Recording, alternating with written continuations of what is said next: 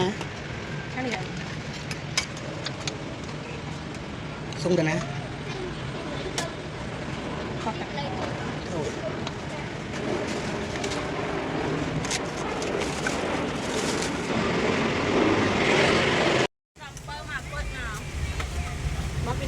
Bông mình bón một bông lụa nồng băng mùi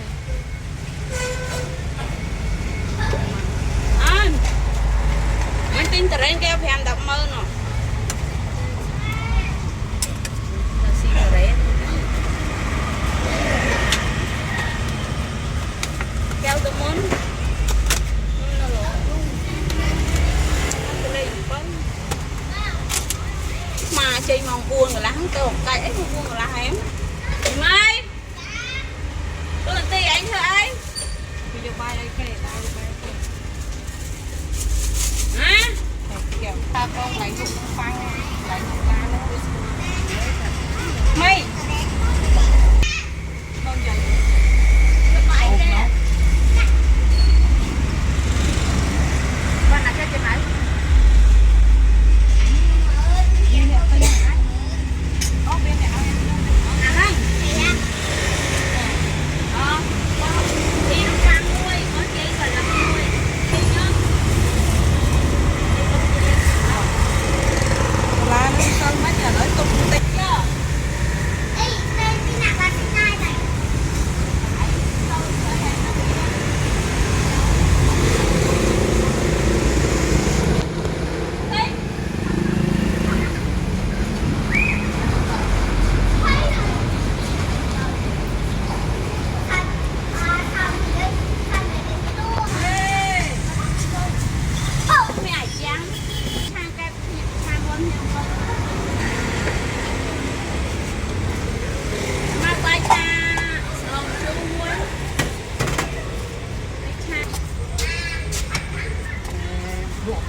quan hộ ngay uống bay nhảy bay tía này bay ta tập ăn chu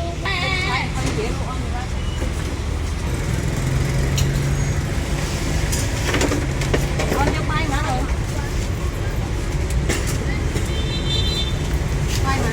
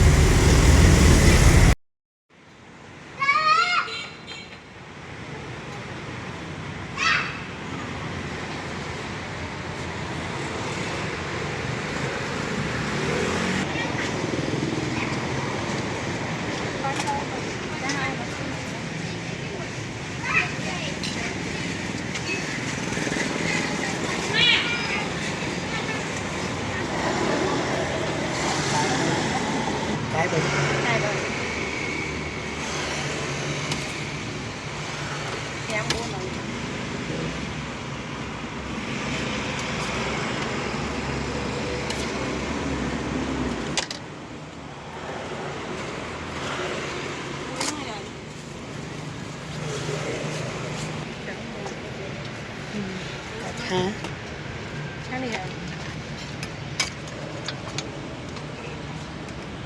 Sung tên á? Thôi.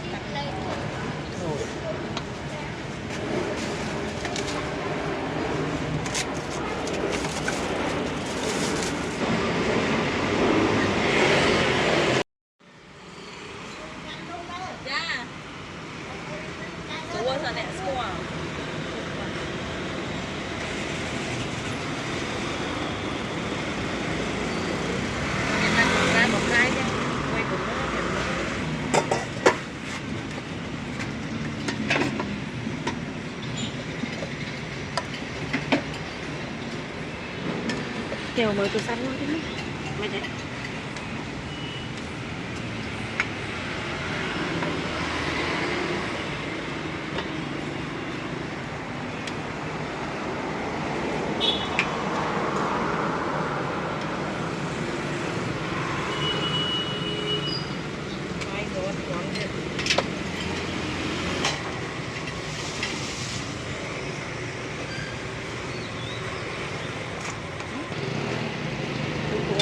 thì ăn được Ôi, tung nhà coi tung rồi. cha đấy Bê bồn đi mà có bái chậm ở con vô tên. trong vậy thang ngày đó mà tao bao pina cái Bái, bao pina nhưng mà thay cao, hay dùng. Thế là anh chậm thôi mấy click vô coi cái thiên ngồi. anh nghe này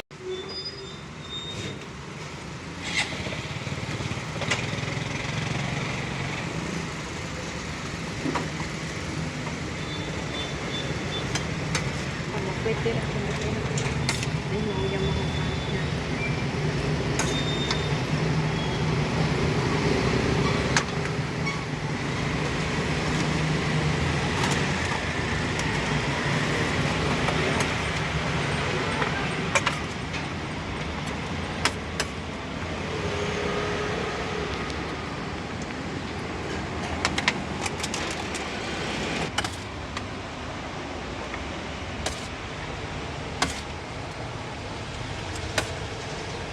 Vâng,